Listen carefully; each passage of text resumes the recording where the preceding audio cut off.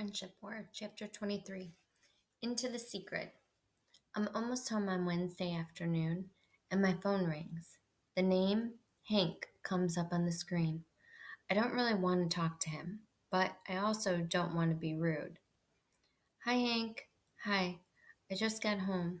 I compared the buttons I picked up on the playground today to some of the buttons I got from your tray at lunch that first day we all brought stuff, and I'm pretty sure they're all the same buttons. I don't say anything, so he keeps talking. The colors, the material, the sizes, the design, they're all the same.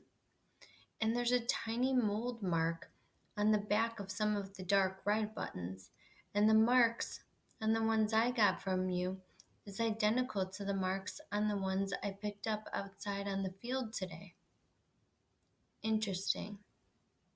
Yes, interesting.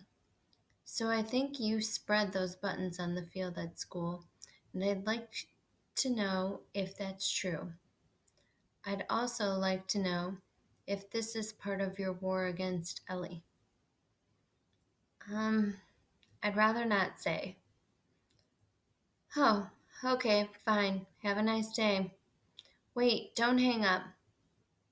I'm still here. You're right. I did put the buttons around on the playground, but it's not part of my war with Ellie. It's an experiment to see if I can stop the fad. I want it to stop. And you think flooding the school with more buttons is supposed to make them disappear?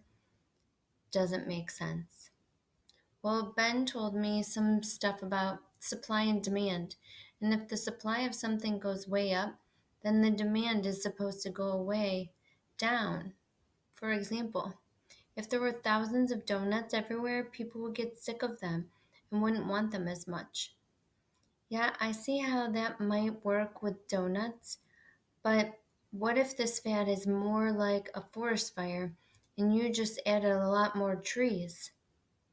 Like I said, it's an experiment. Right, I get that. But how many buttons did you put out on the field? I almost say I'd rather not talk about it, but I don't. Can you come over here? To your house? Now? Yes, now, to my house. When the doorbell rings, Mom and I get there at the same time. Hi, Mrs. Hamlin. Hi, Grace. Hank's out of breath from his bike ride, but I'm glad it took him a while to get here. My clothes are all put away for the first time in weeks. Come on in, Hank. It's nice to see you. He nods at my mom. Thanks. Good to see you, too. She's a little surprised. I didn't tell her he was coming. Hank came over to see my collection in my room, and if we want any snacks, we'll get them ourselves, okay? Sure, that's fine. I'll just be in my office. My room looks like less messy now, but my closet is still a wreck. So I moved the 3 boxes of buttons out of there and stacked them in front of my tall bookcase. Hank stands still, just inside my door, and slowly looks around. It's been a long time since I've had a new friend in my room, but no one else really paid much attention to my stuff.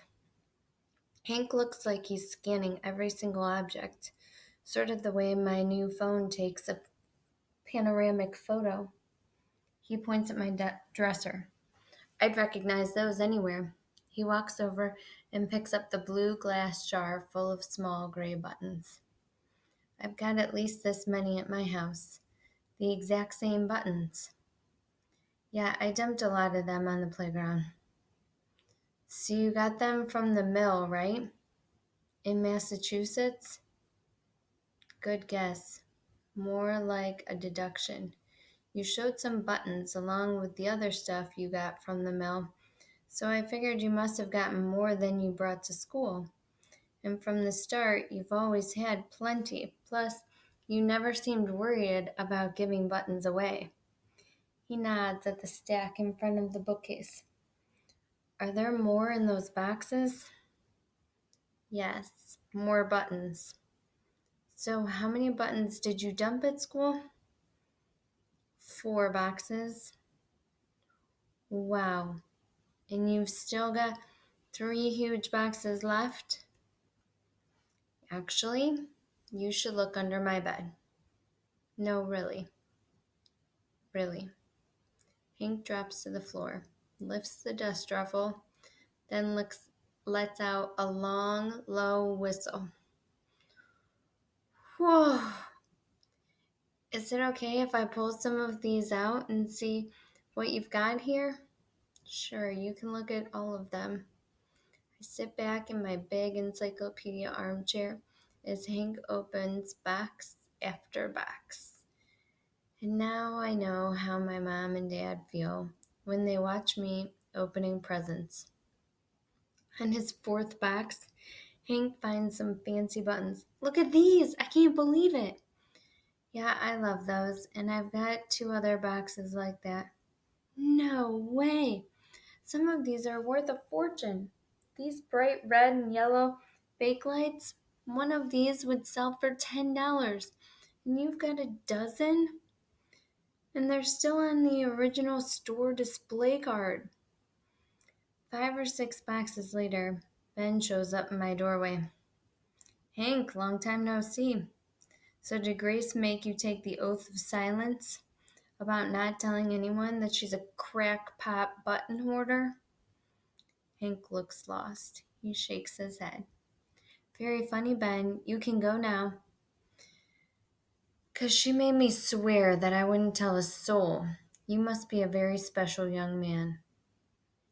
Mom, Ben's bothering us. She calls up the stairs. Ben, come here, please. Coming, Mother. Ben grins at us. Well, you two have fun, all right? I'm blushing 9 shades of pink. But Hank doesn't seem to notice. He's already deep into a fresh box of brilliant blue celluloid buttons, comparing all the different sizes. After the last box is opened, Hank leans back against the end of my bed, his long legs stretched out straight on the floor. Whew, your grandfather sent all of these from Massachusetts. Yep, they arrived the first week of school on a big wooden pallet. He's quiet for a moment and then says, I know Ben was teasing, but does anyone else know you've got all these?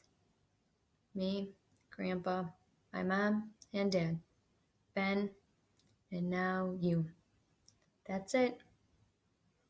Well, you're not a crackpot. If Ben had any idea how much money these are worth, he wouldn't be making fun of you. Yeah, but until you told me, I didn't know they were worth anything. I just wanted them, just to have, so I might be a little goofy after all. But the buttons fit right in with all your other stuff, I mean. Everything you have, it's all really interesting. He gets to his feet. I should put all these buttons away now. I told my mom I'd be home by 4. That's all right. I'll shove them under my bed later. And while everything's out, go ahead and take whatever you want for your collection. Oh, I couldn't do that. But thanks for the offer. I'm serious. Take some. There's a plastic bag right there on my dresser. He goes to the dresser and finds the bag, and then he stops and picks up something else. This is that pinwheel button. What happened? I shrug. It broke. He's got the 3 pieces up close studying them. This didn't just break. I can see marks on it, like it got jammed into a crack and then bent sideways, or maybe hit with something. This is tough material, so it took a lot of force to snap these pieces like this. He looks at me, questions in his eyes. I don't want to explain, but I don't want to lie to him at all. So I take a deep breath and I tell him everything.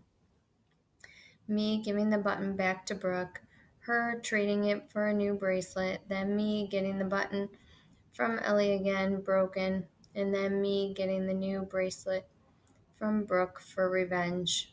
And there, on the dresser, that folded paper, That's the little handmade envelope Ellie used to return it to me. He picks it up, reads the note, puts it back. And now you and Ellie are at war. Yeah. And you're also sick of buttons. Yes. This explains a lot. Thanks for telling me. Except I don't want to be at war with Ellie. He smiles at me. Yeah, I knew that. You did? Yeah. I can't think what to say next. He puts the plastic bag back on my dresser. Listen, I'll get some of these buttons later, okay? I really gotta leave now. Okay. I follow him down the staircase and outside onto the front porch. Thanks again, he says, for asking me to come over. You're welcome. I'll see you tomorrow. Yep, see you tomorrow. I watch him pedal away, a little tall, a little awkward, his helmet perched on his head. And as much as I don't want to be at war with Ellie anymore, if all these problems and all this stupid drama are the price I need to pay to get to know Hank better, then I don't have any regrets. Not one.